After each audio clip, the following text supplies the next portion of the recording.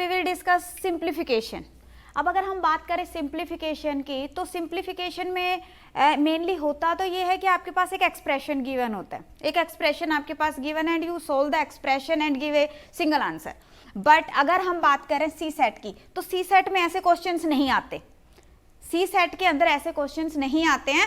सी set में simplification के कौन से क्वेश्चन आते हैं कि वर्ड प्रॉब्लम्स आती है। और यू कैन से कि अगर आपने इस बार का भी पेपर देखा है, जिन जिन स्टूडेंट्स ने इस बार का पेपर देखा है 2021 का, तो उन्होंने देखा होगा कि जो क्वेश्चंस है कैसे हैं, स्टेटमेंट है, स्टेटमेंट के अंदर पता ही नहीं चल रहा कि क्या करना है। ठीक है, जिन स्टूडेंट्स ने प्रैक्टिस की हुई है वो इजीली कर लेंगे। मीन्स व्हाट कि कुछ लॉजिकल क्वेश्चंस आपको देखने के लिए मिलते हैं, लॉजिकल क्वेश्चंस आते हैं एग्जाम के अंदर। ठीक है, अब उसके अकॉर्डिंग आपने देखना है कि उस पर्टिकुलर क्वेश्चन को कैसे सॉल्व करना है। यू कैन से कि जो सिंप्लीफिकेशन की वर्ड प्रॉब्लम्स मैं करवा रही हूँ, कुछ लोग उसको कंसीडर करते हैं this is arithmetic reasoning. Arithmetic reasoning क्यों कहते हैं? रीजन बीइंग कि यहाँ पे जो क्वेश्चंस हैं उसके अंदर अर्थमेटिक का कंसेप्ट तो यूज हो रहा है, ऑब्वियसली मैथमेटिकल कंसेप्ट आपका यूज हो रहा है, बट वहां पे लॉजिक ज्यादा यूज हो रहा है, आपका लॉजिक ज्यादा यूज हो रहा है। तो जो स्टूडेंट लॉजिकली स्ट्रॉन्ग है वो इस तरह के क्वेश्चंस को इजीली कर लेते हैं। और आप ये मान के चलो आपके 8 से 10 क्वेश्चन 80 के अंदर से, 80 क्वेश्चन का आपका पेपर होता है, ठीक है, 80 के अंदर से you can expect 8 to 10 questions like this. Okay, अब यहाँ पे बात आ रही है कि हाँ जी जो क्वेश्चंस आएंगे, अब एज इट इज तो स्टेटमेंट मैं भी नहीं बता सकती कि क्या स्टेटमेंट होगी, बट जो सिंप्लीफिकेशन पे क्वेश्चंस बनते हैं, जो क्वेश्चंस सिंप्लीफिकेशन पे बनते हैं, बेसिकली वो किस में से आते हैं? या तो उसके अंदर फ्रैक्शन का कंसेप्ट यूज हो रहा होता है, क्या होता है, there may be fraction concept, okay, और there may be some equational questions. Equational question means what कि जो स्टेटमेंट है, स्टेटमेंट को पढ़ के आप जब स्टेटमेंट को रीड कर रहे हो, इन दैट केस आप उसके अकॉर्डिंग इक्वेशंस बना लेते हो एक्स वाई के फॉर्म में, ठीक है, और जब आपके पास में इक्वेशन बन जाती है फिर आप उसको सोल्व कर लेते हैं and then you find out the answer. Okay, तो इस तरह के क्वेश्चंस भी आ जाते हैं जो कि इक्वेशन के ऊपर बेस्ड है। और कैसे क्वेश्चंस आ जाते हैं? और क्वेश्चन आ जाते हैं आपके स्क्वायर रूट पे बेस्ड क्वेश्चन आ जाते हैं। हाँ जी, स्क्वायर रूट पे बेस्ड क्वेश्चन आ जाते हैं स्टेटमेंट की फॉर्म में, तो वो भी आपके इसके अंदर इंक्लूड हो जाते हैं। और कैसे क्वेश्चन आएंगे?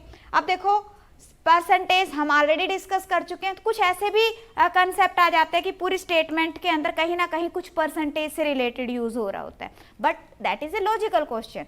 ओके, तो उस केस के अंदर परसेंटेज का कंसेप्ट हो सकता है, रेशियो एंड प्रोपोर्शन का कंसेप्ट हो सकता है, and there are some miscellaneous types also. Okay, that means कि जब हम सिंप्लीफिकेशन करने लगते हैं उससे पहले आपके ये सारे कंसेप्ट्स क्लियर होने चाहिए। अगर आपके ये वाले कंसेप्ट्स क्लियर हैं तो उस केस में आप ये मान के चलो कि 8 क्वेश्चंस तो आपके पक्के हैं, ठीक है, और जो ये 8 क्वेश्चन है इसी के बेस पे लोग डिसाइड करते हैं कि पेपर का लेवल क्या था, पेपर का लेवल क्या था, क्योंकि अगर जो लॉजिकल क्वेश्चंस को सॉल्व कर लेता है वो कहेगा कि इजी पेपर था, बट लॉजिकल क्वेश्चन है, अगर हमें लॉजिक नहीं मिल पाया तो इन दैट केस हम क्या कहेंगे कि पेपर टफ था। सिंपल इतना सही है। तो लॉजिकल क्वेश्चंस पे सभी ने प्रैक्टिस करनी है, जहां से भी आपको लॉजिकल क्वेश्चंस मिलते हैं उन पे प्रैक्टिस करेंगे। ओके, सो स्टार्ट करें। अभी तक किसी का रिप्लाई नहीं आया कि हाँ जी आवाज प्रॉपरली आ रही है। देखिए स्टार्ट करें। आज के क्लास के अंदर बेसिकली हम क्वेश्चंस ही डिस्कस करने वाले, only I will discuss questions. Okay, और सभी ने साथ साथ में क्वेश्चन को सोल्व करना है, मेरे सभी ने साथ साथ सोल्व करना है। सभी अपना पेपर पेन लेके बैठेंगे, सभी क्लास के अंदर पेपर पेन लेके बैठेंगे, सभी ने क्वेश्चंस को सोल्व करना है, बिकॉज लॉजिकल क्वेश्चन है। थोड़ा सा आपने भी देखना है कि क्या मेरा लॉजिक बिल्ड हो रहा है, मेरा लॉजिक बिल्ड हो रहा है इसके अंदर।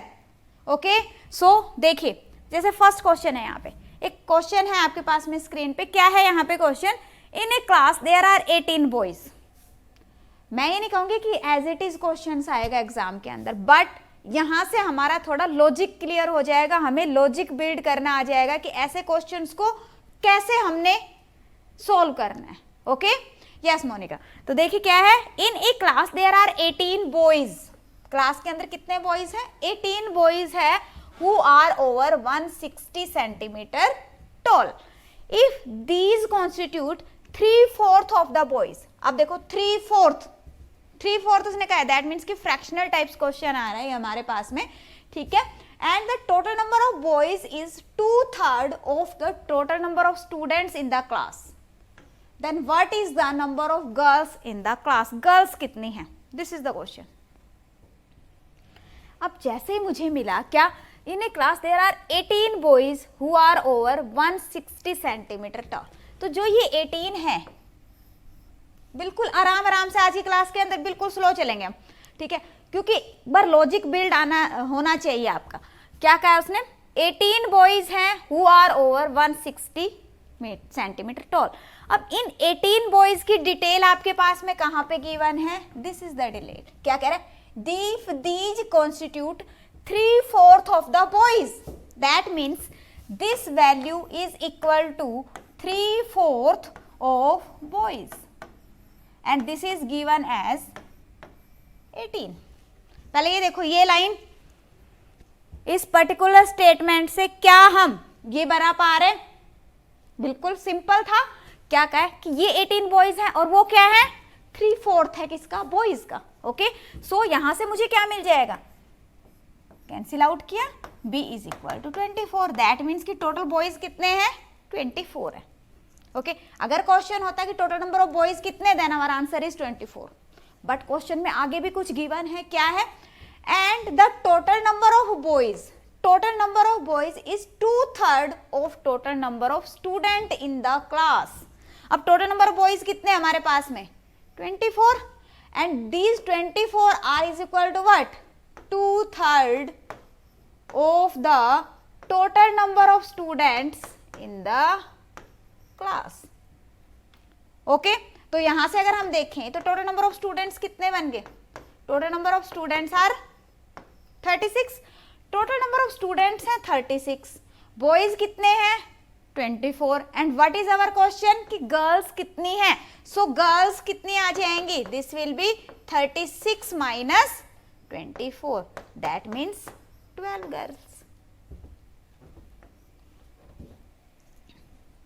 कोई डाउट, हाँ जी, कोई डाउट किसी को. अब इसी को दूसरे तरीके से भी, अब मैं ये नहीं कहती कि सभी का नजरिया एक जैसा होता है. क्वेश्चन को जब आप रीड करते हो, if you are 50 students, in that case जो 50 स्टूडेंट है सब कुछ डिफरेंट सोच रहे होंगे, सभी के माइंड में कुछ डिफरेंट कैलकुलेशन चलती है. अब जैसे ऐसे भी इसको कर सकते हैं, यहाँ पे क्या क्या है, 18 boys who are 160 centimetre, number of students की दिस इज 36.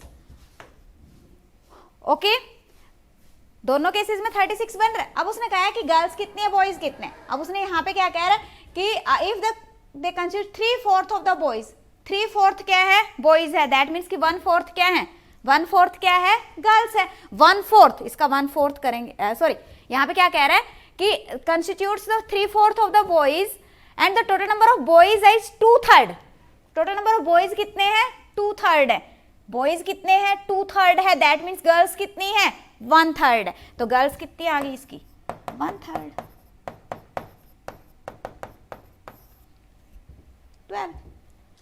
सो ऐसा नहीं है कि एक क्वेश्चन एक ही मेथड से सॉल्व होगा. जब लॉजिकल क्वेश्चंस एग्जाम में आते हैं देन आप डिफरेंट लॉजिक्स वहां पे लगा सकते हो. ओके, सो नेक्स्ट देखते हैं. चलो अब नेक्स्ट क्वेश्चन है आपके पास में. नेक्स्ट क्वेश्चन क्या है यहाँ पे, इन ए क्लास 3/4 ऑफ स्टूडेंट्स. पहले फ्रैक्शनल टाइप्स के क्वेश्चंस करवा रही हूं मैं आप लोगों को कि फ्रैक्शन पे बेस्ड कैसे क्वेश्चंस बन सकते हैं.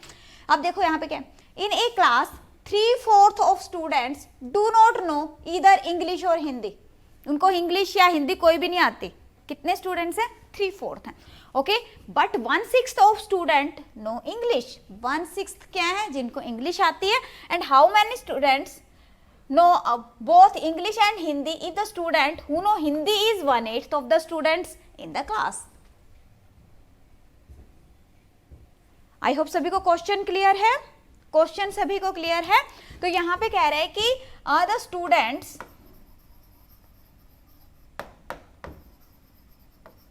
don't know English और हिंदी. कितने हैं, these are 3/4. And always remember when the value is given in the fraction then total is equal to what? Total किसके इक्वल होता है आपके पास में, 1 के इक्वल होता है. Okay, and when it is in percentage then total is equal to 100%. total is equal to 100%. Okay, so students who don't know English and Hindi are 3/4.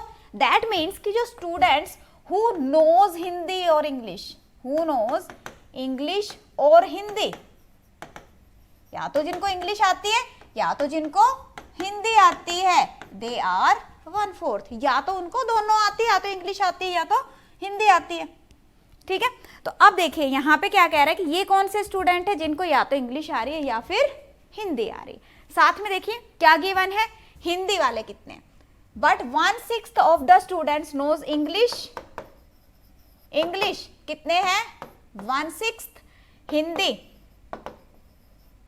कितना given है आपके पास, this is 1/8.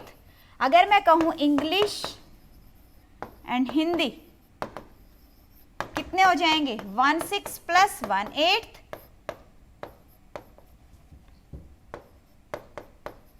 That means 7/24. 7/24. And now what is the question कि कितने ऐसे जिनको दोनों आती है, दोनों लैंग्वेजेस आ रही है, तो दोनों लैंग्वेज वाले कितने हो गए,